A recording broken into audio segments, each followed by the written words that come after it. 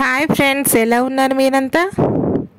నేను బాగున్నాను, మీరు కూడా బాగుండాలని మనస్ఫూర్తిగా కోరుకుంటున్నాను ఫ్రెండ్స్. ప్లీజ్ వీడియోకి లైక్ చేయండి, ఆ తర్వాత వీడియో మొత్తం చూడండి, నన్ను సపోర్ట్ చేయండి ఫ్రెండ్స్. ఈరోజు మనం చేసుకోబోతున్నాం పప్పు టమాటా.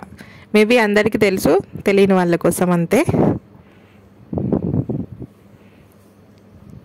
ఇది మైసూర్ పప్పు అండి. ఒక 2-3 టైమ్స్ కడిగేసి వాటర్ వేసేసి నానబెట్టి ఉంచాను. ఒక 15 మినిట్స్ నానిపోతే సరిపోతుంది. నెక్స్ట్ స్టవ్ ఆన్ చేసి కడాయి పెట్టుకున్నాను, నూనె వేసాను. నూనె బాగా వేడెక్కాక ఆవాలు జీలకర్ర వేసుకోవాలండి. ఇవి చిటపటలాడాయి కదా. ఇప్పుడు మనము దంచి పెట్టుకున్న వెల్లుల్లి, ఉల్లిపాయలు, అలాగే పచ్చిమిర్చి ముక్కలు వేసుకొని బాగా వేయించుకోవాలండి. నేను ఉల్లిపాయలు ఎక్కువ వేస్తానండి, పప్పులో చాలా టేస్టీగా ఉంటుంది. ఇప్పుడు మూత పెట్టుకుందామండి, త్వరగా మగ్గిపోతాయి మనకి. ఒక 5 మినిట్స్ అయిందండి, చూసారు ఎంత బాగా మగ్గిపోయాయో. ఇప్పుడు టోటల్ పప్పుకి సరిపడా పసుపు వేసుకుందామండి. మేము పసుపు ఎక్కువ వేసుకుంటామండి, బాగుంటుందని, హెల్త్కి కూడా మంచిది కదా. నూనెలో వేపుకోవాలండి, లేకపోతే పచ్చివాసన వస్తుంది మనకు పసుపు. ఇప్పుడు బాగా వేగిపోయింది కదా. ఇప్పుడు మనం నానబెట్టి పెట్టుకున్నాం కదా, ఆ పప్పుని ఇందులో యాడ్ చేసుకోవాలండి.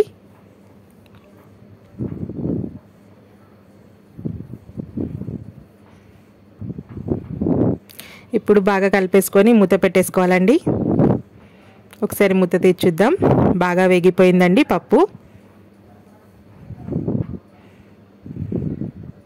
ఇప్పుడు మనము మన టేస్ట్ ప్రకారము వాటర్ యాడ్ చేసుకోవాలండి. మీకు పప్పు చాలా మెత్తగా లూజ్గా కావాలంటే ఎక్కువ వాటర్ వేసుకోండి, లేకపోతే తక్కువ వేసుకోండి, అది మన ఇష్టం. ఇంకా నేను కొంచెం లూజ్గా చేస్తున్నాను పప్పు, సో కొంచెం ఎక్కువ వాటర్ వేసాను.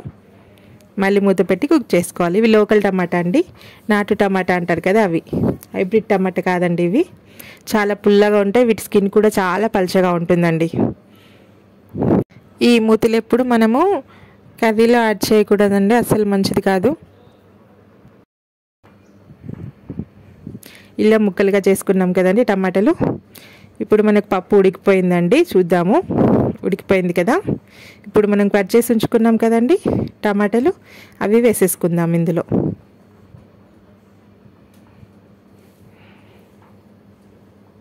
చూసారా, చాలా క్లియర్గా కనిపిస్తుంది కదా, ఉడికిపోయింది. ఇప్పుడు టమాటాలు యాడ్ చేసుకుందాము. ఇప్పుడు కర్రీకి సరిపడా మొత్తం సాల్ట్ ఇక్కడే యాడ్ చేసుకోవాలండి. పప్పు ఉడికిపోయింది కాబట్టి ముందే వేస్తే పప్పు ఉడకదండి. ఎప్పుడు కానీ పప్పులో ఉప్పు పప్పు ఉడికిన తర్వాతే వేయాలండి. ఇప్పుడు బాగా కలుపుకోవాలి.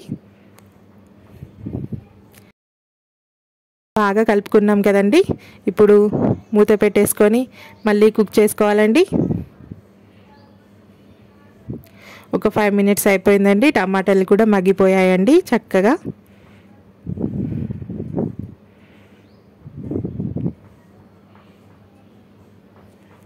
ఎంత బాగా కనిపిస్తుంది కానీ టేస్ట్ కూడా చాలా అంటే చాలా బాగుంటుందండి. సింపుల్గా టమాటా పప్పు మనం ఈజీగా చేసేయచ్చు అండి. ఎవరైనా కూడా, వంట రాని వాళ్ళు కూడా ఈజీగా చేసేయచ్చు. ఇప్పుడు చివరిలో ఫ్రెష్ కొత్తిమీర వేసేయాలండి. సన్నగా తరిగి పెట్టుకున్నాను, అది యాడ్ చేశాను.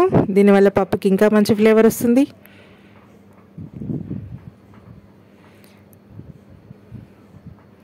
కొత్తిమీర కొంచెం మగ్గే వరకు ఒక 2-3 టైమ్స్ కలుపుకొని ఒక 2 మినిట్స్ ఉంచేసి స్టవ్ ఆఫ్ చేసుకోవడమే. మన గుమ్మగుమ్మలాడే వేడి పప్పు ఆవకాయతో తిన్న బాగుంటుంది, అలాగే తిన్నా బాగుంటుంది. రైస్లోకి, చపాతీలోకి, ఎందుకుగానే బాగుంటుందండి. మా హస్బెండ్కి ఇచ్చానండి వేడి అన్నము అండ్ వేడి పప్పు. చూసారా, పప్పుని తనకి చేతి కాలుతుంది, అయినా ఆకలేస్తుందని స్పీడ్గా తినేస్తున్నారు. చూసారా, బాగుందంట. థ్యాంక్స్ ఫర్ వాచింగ్ అండి. మీకు ఈ వీడియో కనుక నచ్చినట్లయితే మన ఛానల్ని సబ్స్క్రైబ్ చేయండి, వీడియోని లైక్ చేయండి. Thank you.